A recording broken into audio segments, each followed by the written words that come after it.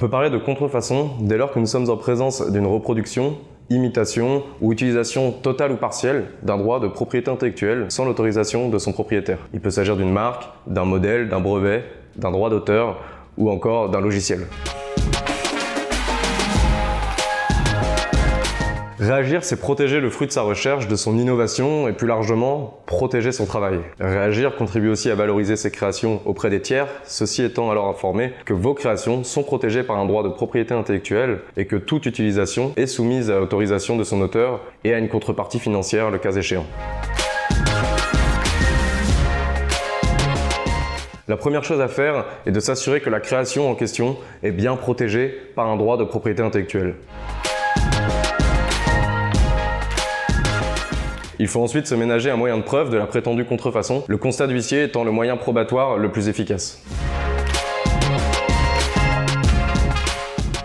Il faut mettre en demeure l'auteur de la contrefaçon de cesser l'exploitation non autorisée de la création protégée par courrier et éventuellement faire une proposition de règlement amiable. Si l'auteur de la contrefaçon ne réagit pas dans le délai imparti, il faut alors l'assigner devant le tribunal judiciaire compétent.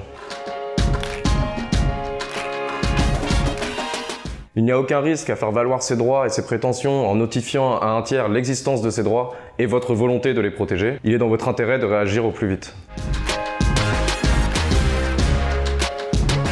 Il est important, on l'a dit, de ne pas laisser la situation s'éterniser et de réagir rapidement.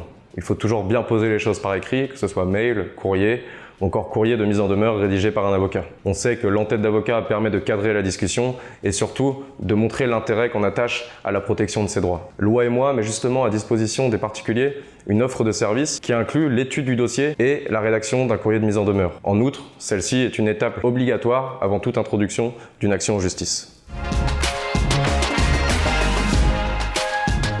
Il faut toujours procéder avec méthodologie, rigueur et prudence. Grâce aux réseaux sociaux, les artistes et les créateurs peuvent plus facilement partager leurs créations, mais malheureusement, les exploitations non autorisées et plus généralement la contrefaçon se sont multipliées. Lorsque la création est le cœur de votre activité professionnelle, il est primordial que vous fassiez respecter vos droits pour préserver l'originalité de votre travail.